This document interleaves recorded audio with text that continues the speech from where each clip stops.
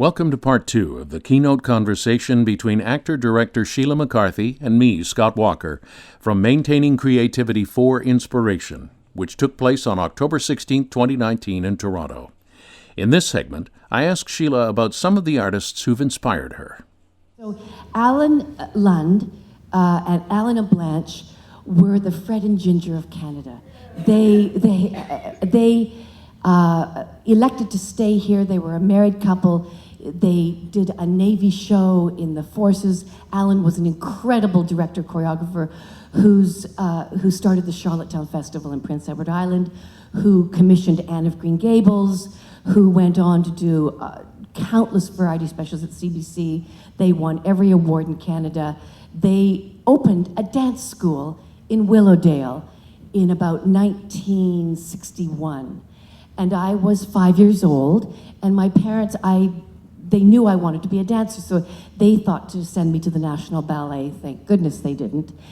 But they liked the idea of only having to drive a little bit to Willowdale, because we lived in Willowdale. They thought that would be much more convenient. If she's gonna dance, it's a 5-minute drive, not the National Ballet. So I started a ballet class with Blanche Lund.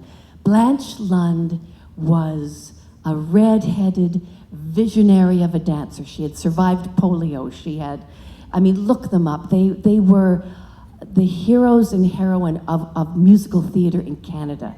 They started so many careers in Canada, and I actually feel that they've never been given their due.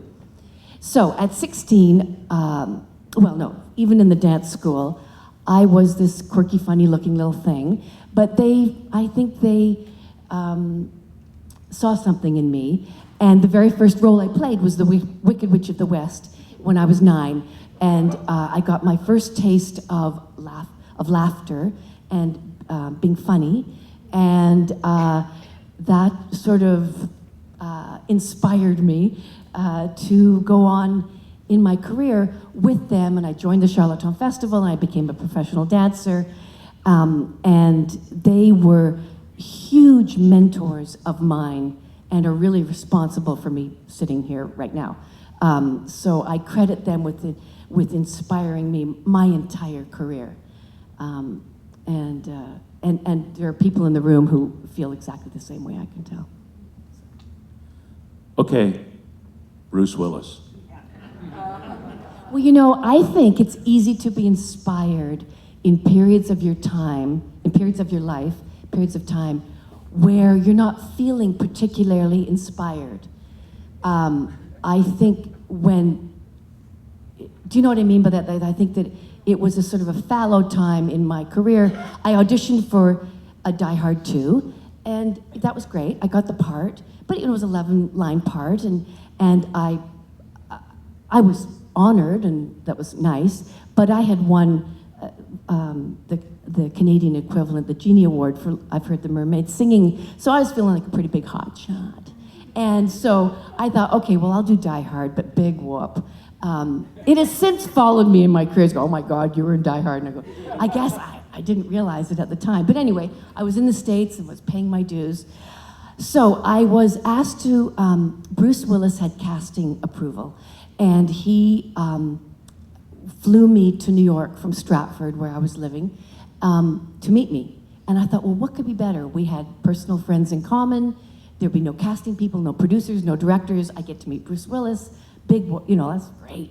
And so I was in my little power suit, private plane, went to the hotel where Demi Moore was, and she was shooting Ghost at the time, and Rumor was in her arms, and he was under the name of George King at the law, because big famous people, they go under pseudonyms.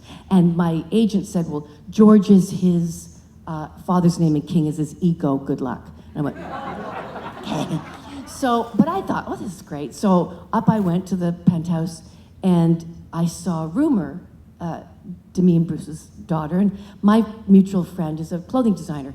Sorry, this is a long story, but it's a good ending. And I'd seen photos of Rumor, so I said, oh, I know your friends. I've seen pictures of your daughter, and they both shut down.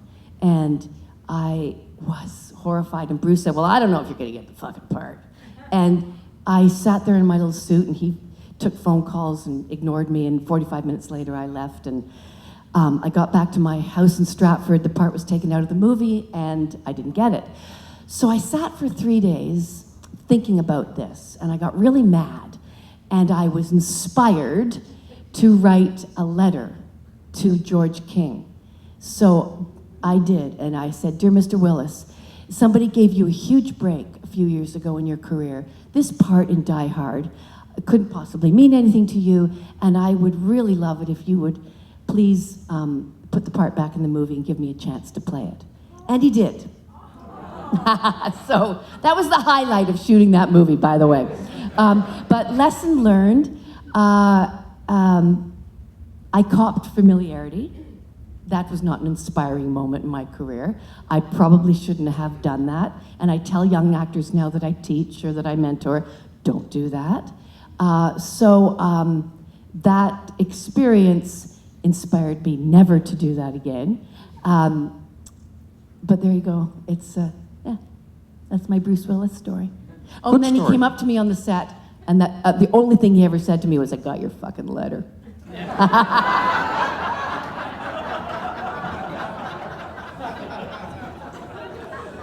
I still get the residuals, though.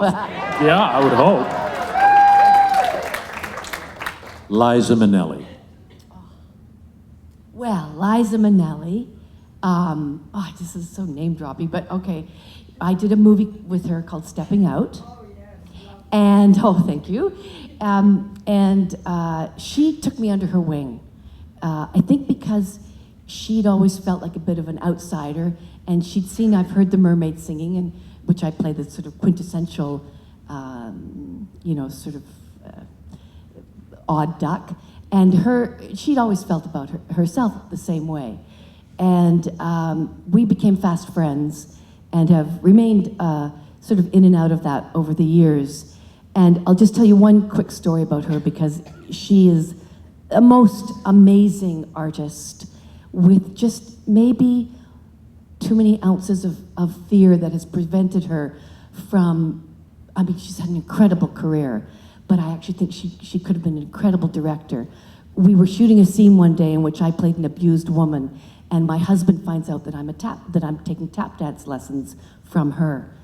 And it was a day off for Liza, and I had a scene where I had to come in the kitchen, and my husband has discovered my tap shoes. He says, you tap dance? Show me. And the scene was written, she sobs, Andy sobs, and tap dances for her husband. So it was a big emotional scene, and I had to get worked up, and that's always really hard to do. I start thinking about, my unborn children in car. You wouldn't believe what actors have to go through to get this thing going. But anyway, she came in to set that day, sensing that I was very nervous about this scene. And every time the cameras rolled, her little face with those incredible eyes peeked around the camera, and she just whispered, it's okay. And I don't know about you, but when people do random acts of kindness to me, that is it just opens the floodgates. And I'd like to talk more about that about Pete in a minute. But anyway, that inspired me, and I've never forgotten that. And even now, oh gosh, that movie was 30 years ago. I see her face beside the camera. She's an incredible woman still. I was visiting her recently with my daughter, and Liza kind of lives in her bed. She lives in her bed, or she performs in front of 10,000 people. And when you think about it, that's really where she's comfortable, which is like extraordinary life. And my daughter and I were in bed with her, and my daughter had just split up with her boyfriend, and Liza said, you did? And she sang her a song called I Believe in You, or I Believe in You. It's a Kander Nebb song. And that was her way of communicating. How inspiring is that? Part 2 of the keynote conversation between Sheila McCarthy and me, Scott Walker, from Maintaining Creativity for Inspiration. Coming up in Part 3, Sheila talks about how she was inspired by her late husband, actor Peter Donaldson, and how she inspires others.